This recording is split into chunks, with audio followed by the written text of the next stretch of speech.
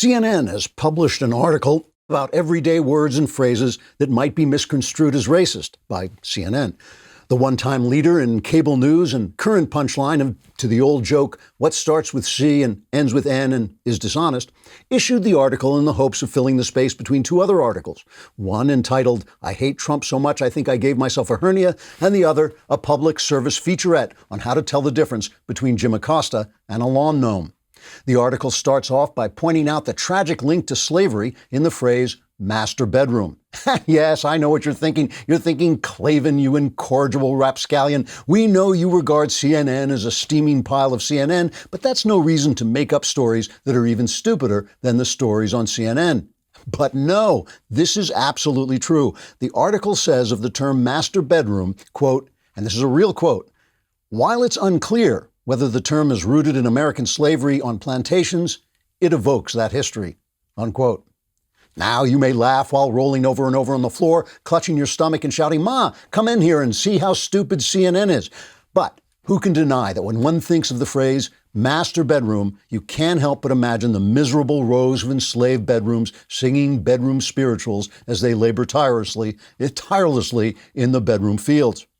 CNN also cites the terms blacklist and whitelist, saying, in another real quote, though the origins of those terms don't appear to be directly connected to race, some argue that they reinforce notions that black equals bad and white equals good, unquote. After reading the phrase, some argue, we at the Daily Wire actually went in search of someone who would make this argument. The hunt ended at a small patch of grass outside the CNN building where we encountered a lawn gnome. Or possibly Jim Acosta. Trigger warning, I'm Andrew Klavan. This is The Andrew Klavan Show. I feel hunky-dunky, life is tickety-boo. Birds are winging, also singing hunky-dunky-doo. Ship-shaped, ipsy-topsy, the world is zippity-zing. It's a wonderful day, hurrah, hooray! It makes me want to sing. Oh, hurrah, hooray! Oh, hooray, hooray! All right, we're back laughing our way through the fall of the Republic.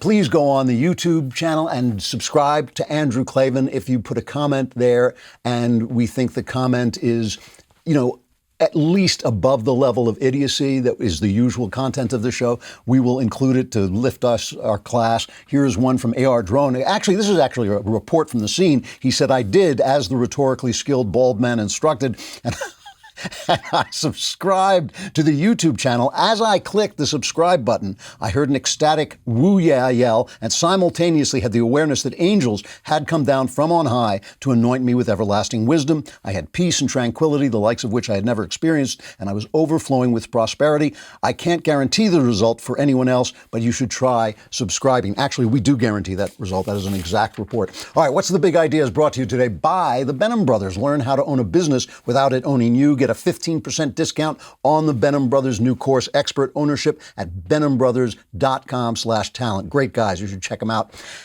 Because we here at the Andrew Klavan Show give you tomorrow's news today, we sometimes have to go back and give you yesterday's news to remind you that it was today's, if you see what I mean. And if you do see what I mean, I hope you'll explain it to me.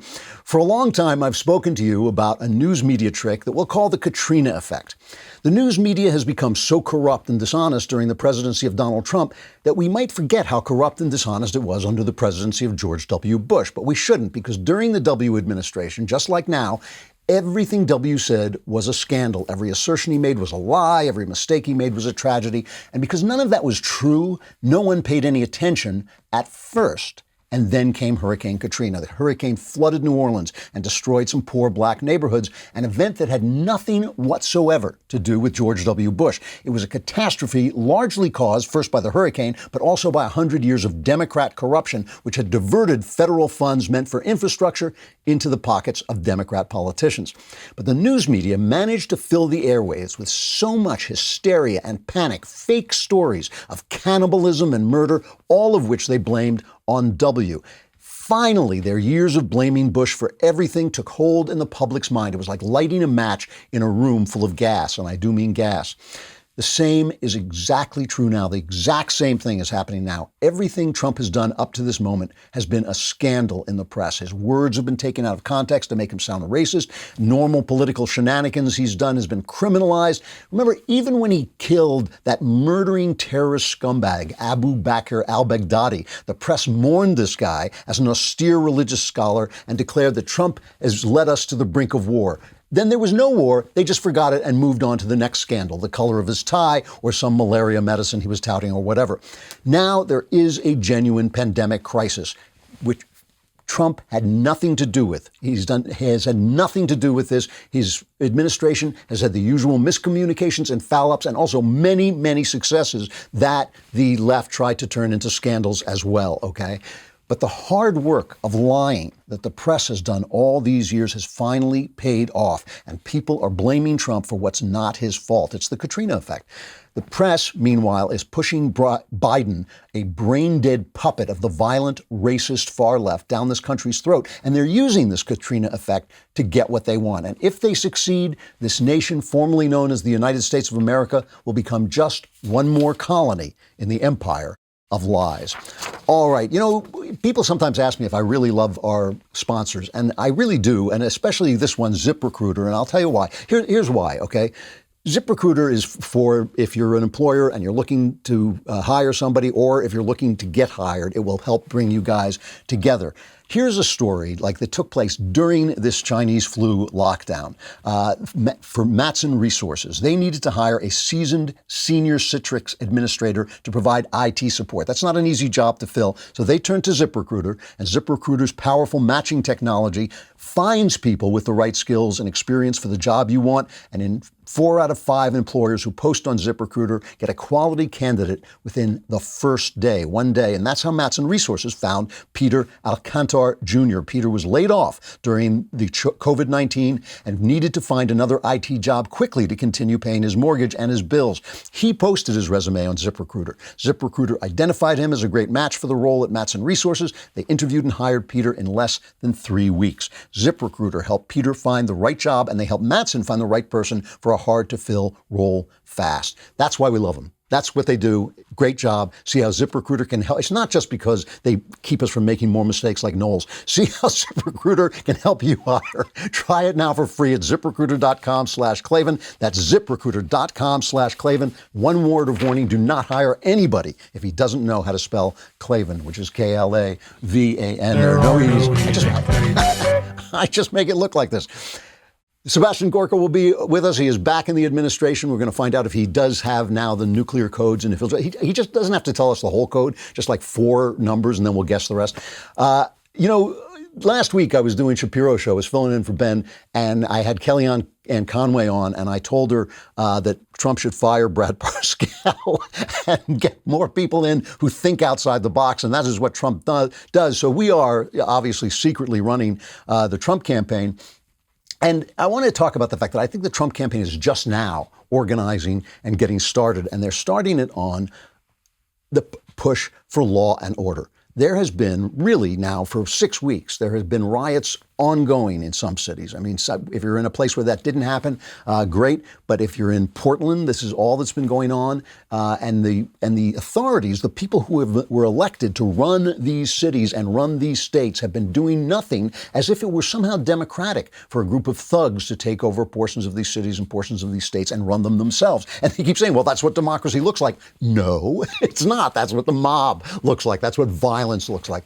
And Trump has really, if you read the newspapers or however you get your news, pills, probably take a news pill. But if you take a news pill right now, you will not be hearing anything about what Trump has been doing. But he has been cracking down in a law and order way, and he is about to make a big law and order move. We don't know what it is yet, but he's about to make this big move. And if you want to watch how the news media uses this to turn reality, good policy into scandal, just keep watching because you'll see it all.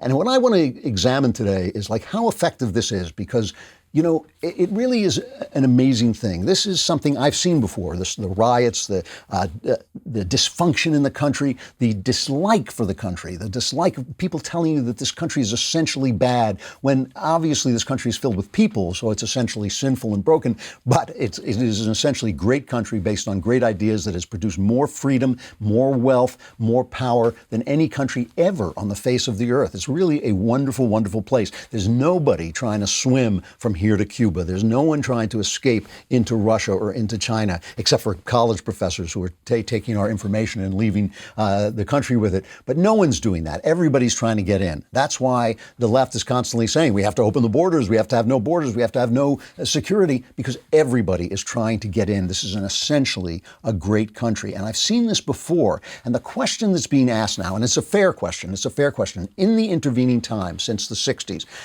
has the culture so poisoned the mind of Americans that they now hate themselves so much that they'll no longer defend their own country from attack from within? So some of the things that you may have heard about, you may not, they've been I think in the last 2 days, maybe 3 days, there have been two federal executions on the federal level. This is the first, I think, in 17 years. It's been a long time. One was a white supremacist who had murdered 3 people. I think he wiped out a family. The other was a guy who had kidnapped and destroyed a 16-year-old girl. They were both put to death. And I love one of the lawyers. This is after like 20 years. They committed the crimes 20 years ago. And one of the lawyers said, this is a rush to judgment. But the other thing that happened is the Justice Department made new moves on MS-13. Now, do you remember MS-13? This is a savage gang, right, that has come mostly out of El Salvador. These are people the Democrats let in through our porous borders. They didn't do anything, neither did Republicans, to stop people from coming in. And these are a brutal, brutal gang. And now the Justice Department has charged an alleged leader, a guy named Melgar Diaz. They have charged him with terrorism, and they're asking the death penalty for other MS-13 people. Now, here's Bill Barr describing this organization and why it's different than others. This is an incredibly violent organization, but it doesn't make a lot of money compared to other drug-dealing gangs. And William Barr, the Attorney General, explains why. MS-13 is somewhat unique in this sense. They have the street savagery that you would see in a gang. It is not driven by commercial interests the way, for example, the mafia traditionally was. It's about honor of being the most savage, bloodthirsty person you can be and building up a reputation as a killer. So this in some ways is a death cult. And then they use the terror that they cause by their savagery to extort. And they've gotten increasingly into human trafficking and now narcotics trafficking. So I just want to point out how this is filtering into the public mind. I couldn't find this story. The Washington Post covered it. But I couldn't find the story. Now, I want to remind you, I think it was 2 years ago, Trump called these people animals. He said that this gang is a gang of animals, which may be unfair to animals. But Nancy Pelosi thought it was unfair to MS-13. Here's what Nancy Pelosi said at the time. When the President of the United States says about undocumented immigrants, these aren't people, these are animals, you have to wonder, does he not believe in the spark of divinity, the dignity and worth of every person? These are not people, these are animals. The President of the United States. Every day that you think you've seen it all, along comes another manifestation of why their policies are so inhumane. Now, you might think, well, nobody could be stupid enough to believe that besides a Democrat. But, of course, since the press is all Democrats, they touted this. They basically turned this into some kind of controversy. I mean, here's Nancy Pelosi, like this kind of desiccated, soulless pal who'll say anything to get a political advantage for her policies, attacking Trump for calling MS-13 animals. I mean, that really did happen. This is just like the Washington Post saying that this terrorist was an austere religious scholar. And so this is the stuff that's been pumped in to this society and to the minds of America. All this time it's been going on. Okay, so now what's happening? Now we have all these incredible things that are happening in our cities, right? I talked about Portland. In Portland, they have been rioting literally for 6 weeks. Trump has sent in federal troops to defend federal buildings, okay? It's sent in federal troops to defend federal buildings. One protester saw a tear gas canister come at him, kicked it back toward the police, toward the federal police. And the next one, I don't know if it was a canister or some kind of canister, smacked the guy in the head, and he had to go to the hospital. And that became the problem. That became the scandal. So here is Ted Wheeler, the mayor of Portland, and the governor of the state. Here's their reaction to this, and they're attacking Trump. They're attacking Trump and the federal government and saying the federal troops need to go. I want to make it very clear so that there's no confusion. The serious injuries sustained by Donovan Labella at the hands of a federal officer were unacceptable. I don't believe that President Trump ordering troops to the streets in Portland is the solution to the challenges we're facing, and I would ask Portlanders to not take the bait. So the problem is Trump, right? And remember, these federal troops are in there defending federal buildings that the Portland police are not defending. That's why they're there. And they're saying, oh, get these people out of here. So here's Trump's response at this thing about MS-13, at this press conference with Barr about MS-13. Here's what Trump had to say about what's coming down the pike next week. We don't have details, but this is obviously going to be a linchpin of his campaign. They've been run very poorly, these cities, whether it's Seattle, where we were getting ready to go in and they decided to go in, and that's good. Minneapolis, where we had the National Guard go in, and as soon as they did that, we straightened that mess out. They should have been able to do it locally with their police. Their police are good. They were told not to do anything. Or many other cases. We're doing a great job in Portland. Portland was very rough, and they called us in, and we did a good job, to put it mildly. Many people in jail right now. But we have other cities that are out of control. They're like war zones. And if the city isn't going to straighten it out, if local politicians, or in this case, I don't say this for political reasons, they're all Democrats. They're liberal, left-wing Democrats. And it's almost like they think this is going to be this way forever. It is like that. It is like that. And they think that this is somehow acceptable from people who were elected to run the city. These protesters weren't elected to run the city. This thing about mostly peaceful violence, the mostly peaceful violence that's been going on, really reminds me of a guy says, well, we have a mostly peaceful marriage. I only beat my wife, once or twice a year. So it's mostly peaceful. It's mostly peaceful. I mean, it's ridiculous, right? Violence wipes out everything else. It wipes out all the peaceful. It wipes out everything else, and they're holding the city hostage. So Brian Williams on MSNBC, the disgraced guy who is now his punishment for his disgrace. They didn't know how badly to punish him. So at first they fired him. They thought, no, that's not disgracing him enough. A guy who lies as much as Brian Williams has really needs to be disgraced. So they put him on MSNBC. And what he did was he ran clips of George Wallace, the famous racist governor, Democrat. He ran clips of George Wallace saying law and order, and then played them with Trump saying law and order, as if law and order were inherently racist. Now, this is the thing that they have been pushing. The left has been pushing this since the 60s, but it didn't used to be the news media. See, it didn't used to be governors. It didn't used to be mayors pushing this. And this is why I think it's fair to ask the question. In the 60s, when Richard Nixon ran on law and order, he won by a landslide the second time. He won huge, and the press had to come up with Watergate basically to get rid of him. But the question is now, has this pollution, this cultural pollution that I've been complaining about and yelling about for all these years, has this so affected the American mind that they are willing to sit and let this happen? Here's Trump's ad about Biden and what he's doing about the police. The radical left-wing mob's agenda? Take over our cities, defund the police, pressure more towns to follow, and Joe Biden stands with them. Cutting police funding. Yes, absolutely. Eliminating cash bail, letting criminals back on the street, violent crime exploding, innocent children fatally shot. Who will be there to answer the call when your children aren't safe? I'm Donald J. Trump, and I approve this message. That's going to be a lot of the campaign, and we're going to see whether or not this resonates with a nation that has been taught for 60 years to despise itself on racial grounds. And that's what I want to really talk about and really focus on. But first, let us talk about something much more pleasant, Gabi Insurance. I use this website because I wanted to test it out.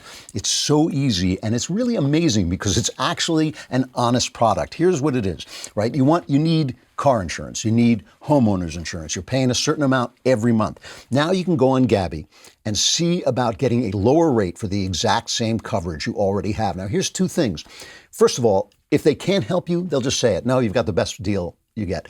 Plus, they're not going to take the information that you give them and they're not going to sell it to people. So you won't suddenly get this influx of ads. Oh, no, I didn't get cheaper insurance and I'm getting these influx of ads. No, they will only help you if they can help you. They will tell you. All you do is just link your current insurance account, and in about 2 minutes, you'll be able to see quotes for the exact same coverage you currently have, and they will tell you whether you can get better prices. Gabi customers save $825 per year on average, each customer. If they can't find you savings like they did for me, they'll let you know so you can relax knowing you have the best rate out there. It's totally free to check your rate and there's no obligation. Take 2 minutes right now to see how much you can save on your car and homeowners insurance. Go to Gabi.com/Klavan. That's Gabi.com/Klavan. Gabi.com/Klavan. I know what you're saying. You're saying anybody can spell Gabi. It's 4 letters, Gabi. But how? Oh, how, please? How do you spell Klavan? It's K-L-A.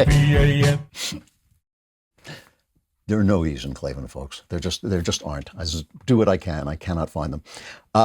So here's something that was put out by the Smithsonian National Museum of African American History and Culture about whiteness. Now, I have a lot to say about this, and I want to make my position very clear, all right?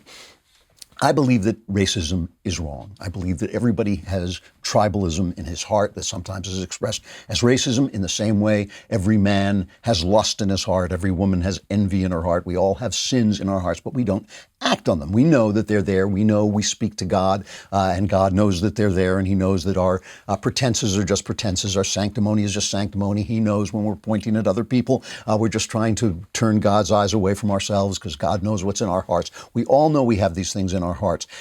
Once you get to that assumption, you can only treat people according to the way they behave. That's it. That's it. We all have it. You're not exempt from racism if your skin color is darker than mine. You're not exempt from racism no matter who you are if you've been oppressed. And, you know, the devil doesn't care who does the hating as long as the hating gets done. So if racism from white people has made you racist against white people, you have essentially joined the pool of hatred, and the devil do not care. He just doesn't care. Okay? So that's my position. That is why I am an idea colonialist. I believe that the best ideas should colonize every culture. They came from white people, great. They came from British people, terrific. Good for the British. Give them one of those little plastic trophies, best culture ever, and take their ideas. We take them anyway. We take those ideas anyway. I'm working on a computer that was invented by white males. I'm on the internet, invented by Al Gore. You couldn't get a whiter male than that, right? I use cars invented by white males, air conditioning, white males. All those ideas, I use them because they're good ideas. I don't care who invented them except to say, well done. And thanks. I am an idea colonialist. And by the way, I think that this is what's happening. The people who are pushing this race hatred that we're getting from the Smithsonian National Museum of African American History and Culture is pushing racism. They're pushing it because of ideas they get from white British males, ideas of freedom, ideas of justice, ideas of equality that came out of that culture to our culture and now have become part of their culture because they're here. That's it. It's the ideas. It ain't the color of the person who did it, because that's racism. So here's what this flyer says. I don't know. It's their course, basically, on whiteness. Whiteness and white racialized identity refer to the way that white people, their customs, culture, and beliefs operate as the standard by which all other groups are compared. Whiteness is also at the core of understanding race in America. Whiteness and the North. Can you imagine just switching this over? You know, blackness is, if I was talking about blackness now, I would just have to take out my teeth. Blackness, you know. But instead, it's whiteness, and the normalization of white racial identity throughout America's history have created a culture where non-white persons are seen as inferior or abnormal. Okay, now this is like putting on a pair of glasses so you don't even know what you're looking at. in order for this to be true, what you have to say is that the ideas that these people are pushing, which are American ideas, they're British, Anglo-American ideas, ideas of justice, ideas of racial equality, a Christian idea, also, perpetrated by white males, the ideas of equal justice before the law, all of those ideas are bad. They're bad, except they're good. They're pushing those ideas because they're good, but they're not mentioning the fact that those too are white male British ideas, right? So they're saying that these are the things that have been normalized. So what is it they complain about? Well, let's take a look at what this evil white culture is, okay? What does it include? Rugged individualism. The individual is the primary unit, self-reliance, independence and autonomy, highly valued, rewarded. Individuals assumed to be in control of their environment. You get what you deserve. Okay, so that's whiteness. That's the evil idea of whiteness. Now, I look at the black family now, which has been decimated by Democrat policies because they were paid essentially to have children out of wedlock. They were warned this was going to happen by their fellow Democrats. So Democrats said this is going to destroy the black family. Didn't matter because the feminists were in charge and said the family doesn't matter, fathers don't matter. What are we talking about? A woman needs a man like a fish needs a bicycle. Don't even worry about it. Now, more black children are born out of wedlock than during slavery days when Democrats were actually selling families to different places to break up the family. They finally succeeded through the Great Society policies, right? This is incredibly destructive. So now they're saying, well, that family thing, it's just whiteness. It's just whiteness. You got to understand. See, you're like a fish. They keep saying this. You're like a fish swimming in water. You don't even see the water you're swimming in. This family stuff is just whiteness.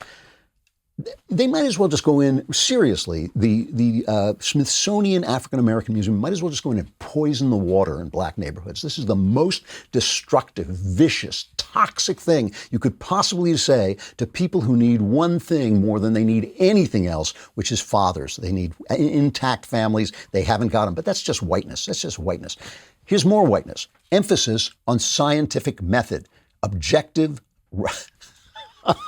I'm sorry. This is pitiful. I mean, it's breaking my heart at some level, but it's also morbidly hilarious.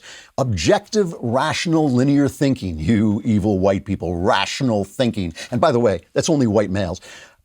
A joke. Objective, rational, linear thinking. Cause and effect relationships. That's whiteness, with believing that things have a cause and effect. Quantitative emphasis, right? Okay, so that's really bad, this rational, objective thinking. If somebody says, you're not doing that right, when you put the wheels on a bicycle, you want to put both wheels on one side. You don't want to put one wheel on one above and another wheel. This is why they keep attacking science and STEM. They're saying STEM has to be gotten rid of because things don't work if you don't do them through rational linear thinking. Listen, rational linear thinking is something that has been universal. It simply has risen to great levels in European culture as the Christian culture, the culture of Christendom, led to science and into scientific reasoning. It's a wonderful gift, this thing, this science and technology, everything that this is being promoted on a computer that wouldn't exist without objective, rational, linear thinking. So what they're saying to black people, they're saying, you can't participate in this. This is white culture. It's like telling a kid he shouldn't go to school because that's what white people did. Really, again, they might just as well go into these societies and poison the water. And again, I've said this a million times, but I got to repeat it. These are our citizens.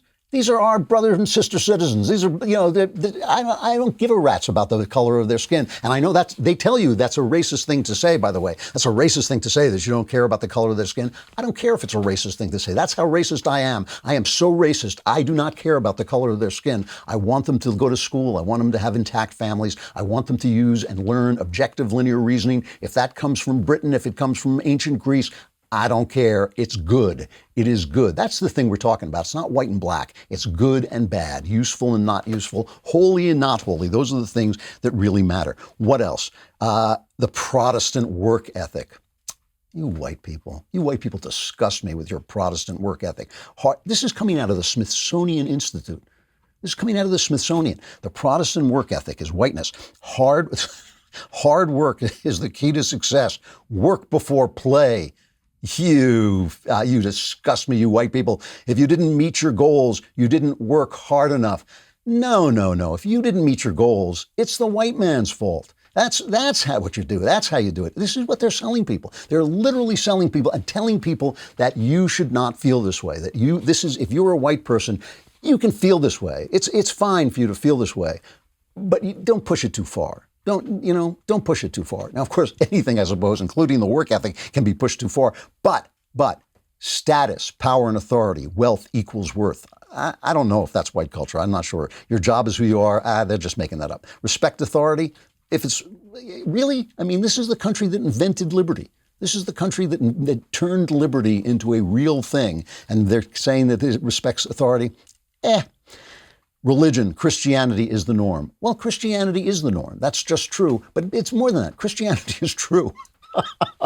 This is the truth. And you know how Christianity is true? You know why we know it's true? Is because when you don't do Christianity, you wind up doing the opposite. You don't do Christianity, you wind up doing evil. And that really is true. You can be good by clinging to Christian ideas without believing in Christianity. A lot of people do that. Still, if you really turn against Christian norms, you've turned against good. What else? Justice based on English common law when you could have Sharia. Communication, the King's English rules. This is another one that makes me nuts. Teaching children that they don't have to learn the King's English so they can talk in black street lingo, and that's going to elevate them. And they see a couple of movie stars or a couple of athletes do that, and they think, oh boy, I'm going to be like that. That's not the way it works.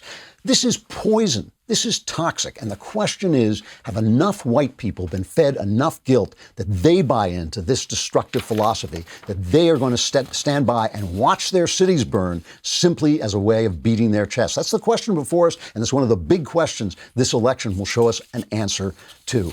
All right, we got Sebastian Gorka coming up, the great Sebastian Gorka coming up. I always love talking to Sebastian, and now he's back in the Trump administration, so we'll talk to him about that. Meanwhile, we're going to have a 3-second break, and during that break, go get Ben Shapiro's new book, How to Destroy America in 3 Easy Steps. The book covers 2 fundamentally different visions of America that are now on the table. One vision is unifying and finds our unity in shared philosophy, culture, and history. The other, just as we saw just now, disintegrates our country in the name of fundamental change. Disintegrationists also use weapons like cancel culture, deleting or silencing anyone or anything that disagrees with them to build their new world order. How to Destroy America in 3 Easy Steps goes on sale Tuesday, July 21st at 6 p.m. Eastern, 3 p.m. Pacific, and Ben will be doing a virtual live signing event on the day of release. With your purchase of a signed copy, you can write in a question which may be read and answered as he signs your book live on the air. You can pre-order your signed copy and write in your question at dailywire.com/Ben. While you're at dailywire.com,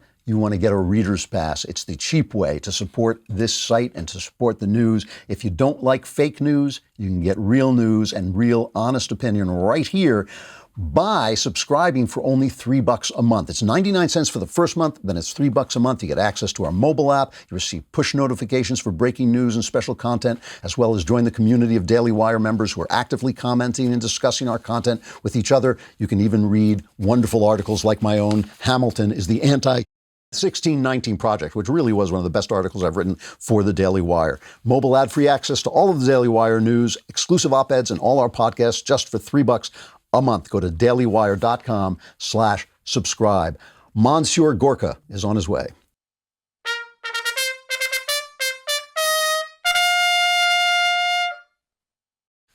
The great Dr. Sebastian Gorka is a military and intelligence analyst. He's host of America First on the Salem Radio Network. Sometimes I actually go on that show because I just love talking to the guy, and he'll never drop by.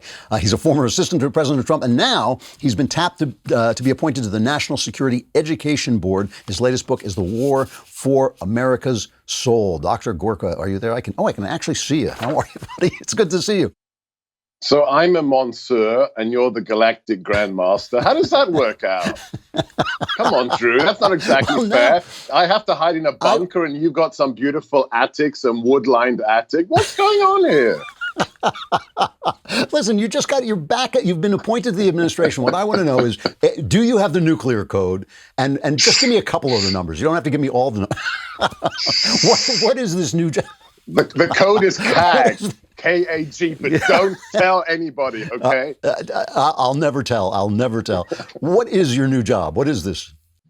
So first things first, a lot of people, the liberals are melting down for all the right reasons, but some of the MAGA crowd are worried too. I'm not going anywhere. My daily show, America First, on the Salem Network on YouTube, we're going to do that every day for 3 hours, relax. What the president has done, and I'm just so blown away. This is who he is. You know, he's such a thoughtful guy. He's loyal to those who are loyal to him. There's something called the National Security Education Board, which has 6 presidential appointees.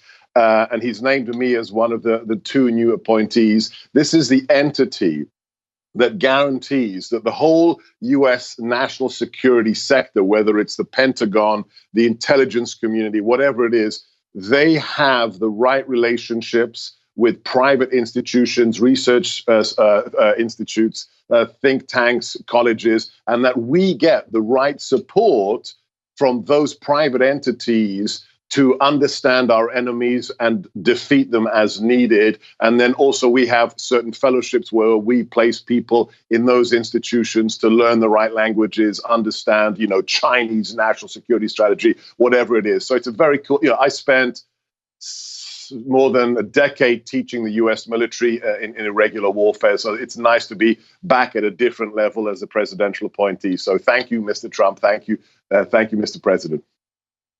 Well, congratulations. That really is great. I mean, it could have happened to a nicer guy, but the important thing is it didn't.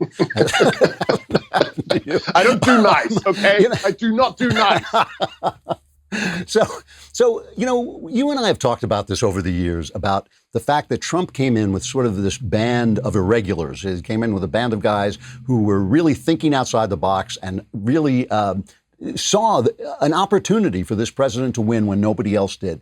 A lot of those people are gone. And I've wondered recently whether that, between that and being locked down because of the Chinese flu, whether Trump has lost contact with that a little bit, that maybe he's suffering in the polls because he's gotten involved with too much Washington thinking. Do you think there's any possibility of that? Let me map the way I see the last 3.5 years as somebody who was an insider and then decided to support the Make America Great Again agenda from the outside, and now who's you know, back in both camps now. I call it a merry band of insurgents. When we came in the building at senior level, there was a handful of people. It was me, Steve Bannon, maybe about 20 guys and gals who knew why the president won and were loyal to the agenda, not the man, but to the agenda, because this is bigger than one man. Then what happened? We had no bench. I wrote about this in The War for America's Soul.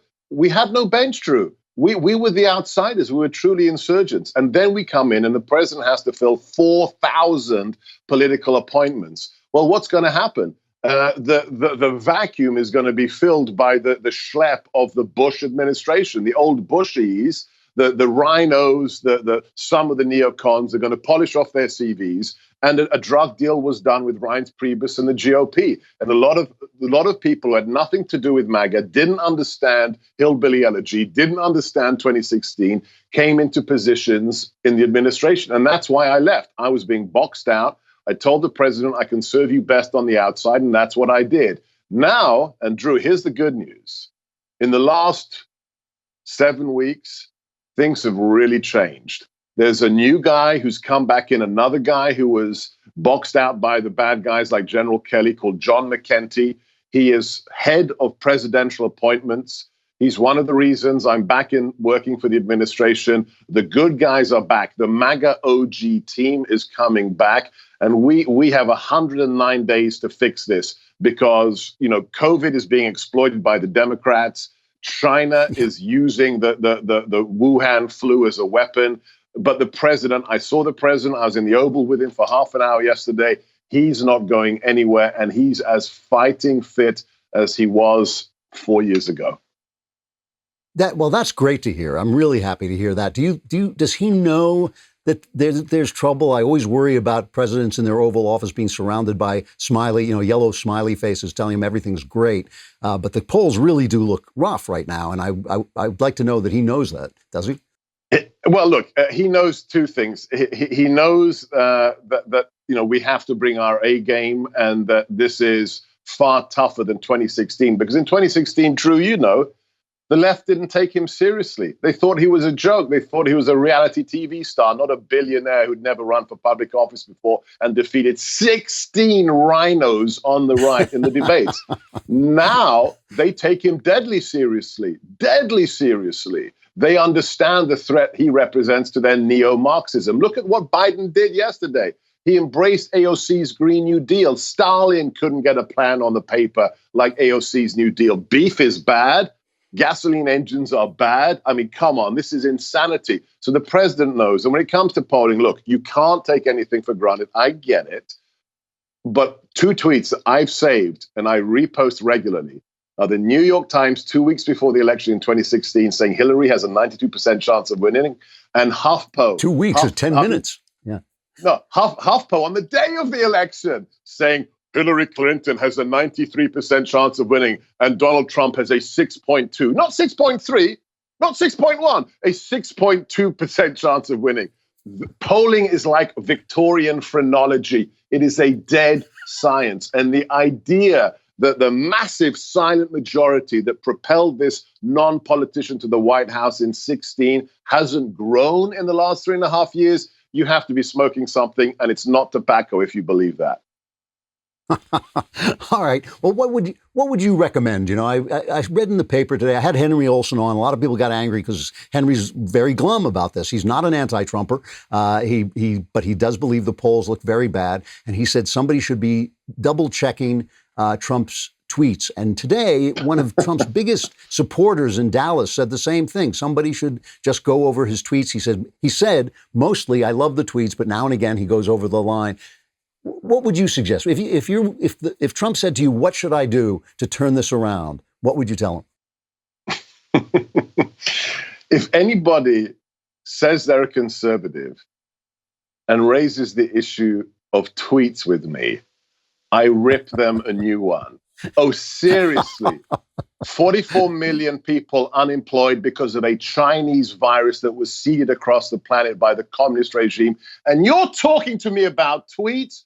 Go to hell. The reason he has 84 million followers on Twitter is a very good reason. This isn't about tweets. This is about you. And I don't know who your guest was. I don't know who these people are complaining. You want to win the election? Do something about it yourself. I stood outside the local precinct in the local primary 4 weeks ago at the GOP tent to make sure people voted, and our guy crushed it. A one-legged Iraqi war veteran won the primary. Go out there and volunteer. Become part of the solution, and don't whine like those snowflake little mama's boys about tweets. Don't waste my time. We have a republic to save. Get busy. Call out the bastard liars. Call out the propagandists. And I mean face-to-face, not just on Twitter. They're taking down statues to Frederick Douglass, and you're talking to me about tweets? Get a life and get serious. Sorry, Drew. Now, don't beat around the bush, Seb. I'm sorry. You're too shy and restrained. It's always a problem. I'm running out of time, but I want to ask you one quick thing, because you were one of the first people to say, we got to be paying attention to China. China, stop all this Russian nonsense, all this stuff. Right at this minute, has there been any turn, do you think, within the establishment, within this vast, deep state that Trump seems to be fighting all by himself? Has there been any turn to say, hey, you know what? They're right about this. This China thing is a genuine threat. Do you think that's changing at all? Has Trump changed that culture?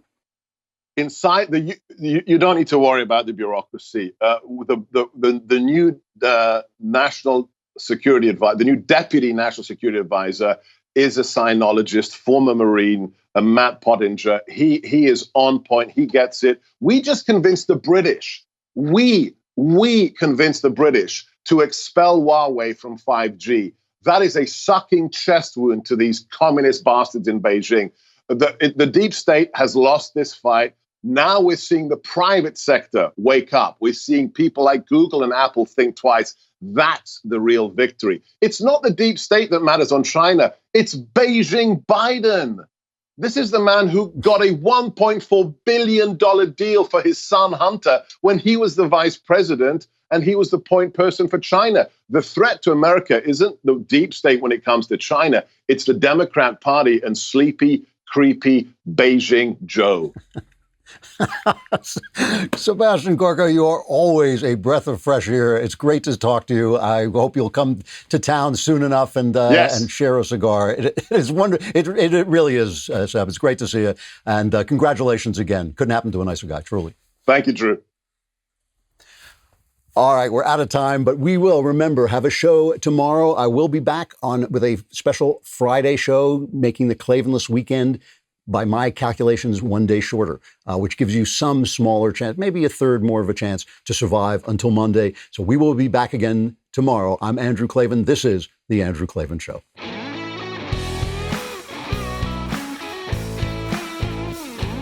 The Andrew Klavan Show is produced by Robert Sterling. Executive producer, Jeremy Boring. Technical producer, Austin Stevens. Our supervising producer is Mathis Glover. Assistant director is Pavel Wadowski. Edited by Adam Sayevitz. Audio mixed by Robin Fenderson. Hair and makeup, or head and makeup, by Nika Geneva. Animations are by Cynthia Angulo. Production assistants, McKenna Waters and Ryan Love. The Andrew Klavan Show is a Daily Wire production. Copyright Daily Wire 2020. If you prefer facts over feelings, aren't offended by the brutal truth, and you can still laugh at the insanity filling our national news cycle, well, tune in to The Ben Shapiro Show. We'll get a whole lot of that and much more. See you there.